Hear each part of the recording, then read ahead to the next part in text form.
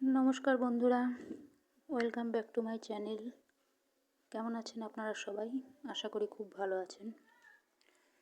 আপনারা দেখছেন স্বর্গের সিঁড়ি এই চ্যানেলটি। আর যারা আমার নতুন দর্শক আছেন তাদের উদ্দেশ্যে বলছি, চ্যানেলটি সাবস্ক্রাইব করে রাখবেন, তাতে আপনাদেরই সুবিধে হবে, তাতে করে চ্যানেলটি আপনার থেকে হারিয়ে যাবে না। কারণ চ্যানেল তো অনেকের অনেক চ্যানেলই আছে, তো সেখান থেকে যাতে আমার এই চ্যানেলটি আপনার থেকে হারিয়ে না যায় সেজন্যই বলা। আর সাবস্ক্রাইব করতে কোনো রকম টাকা পয়সা লাগে না, তো আপনাদের সেদিকে কোনো চিন্তা নেই। আর বেল নোটিফিকেশনটি অন করে দেবেন, যাতে আমি যখনই নিউ ভিডিও দেব তখন যাতে আপনাদের কাছে সেটি অনায়াসে পৌঁছে যায়। তো আজকে আমাদের টপিক হচ্ছে, এই যে মাঝে মধ্যে আপনারা দেখবেন যে আপনাদের থেকে টাকা কেউ মেরে দিচ্ছে।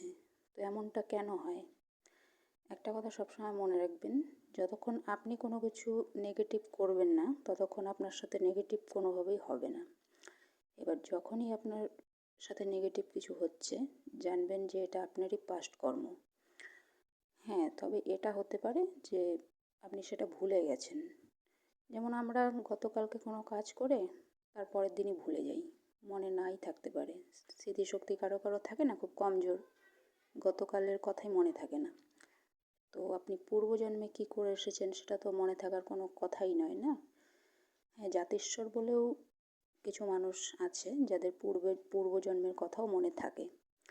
তো কিন্তু বেশিরভাগ মানুষই ভুলে যায়, পূর্বজন্মের স্মৃতি কারোর মনে থাকে না। তো এমনটা কেন হয় যে আপনার টাকা কেউ মেরে দিচ্ছে?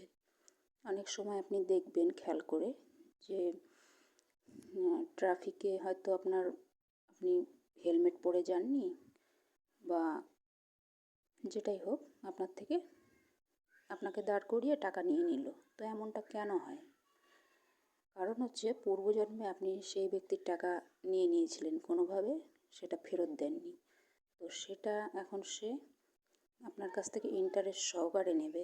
ঠিক আছে, আগে আপনি যা নিয়েছিলেন তার থেকে অনেক বেশি টাকা নেবে, ইন্টারেস্ট সহকারে নেবে, এবং আপনাকে কথাও শুনিয়ে দেবে, পারলে পুলিশেও দিয়ে দেবে, অনেক কিছুই হতে পারে।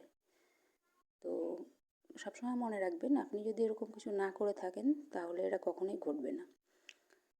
তো আপনার সাথে কি এরকম ঘটেছে কখনো? যদি ঘটে থাকে তাহলে জেনে রাখুন আপনার কর্মেরই ফল এটা, নয়তো কখনো এটা হতেই পারে না। আপনি যতক্ষণ ওয়ালে বল টোকা না মারবেন কখনোই আপনার কাছে রিটার্ন আসবে না। মানুষের কর্মের ফলই তার কাছে রিটার্ন।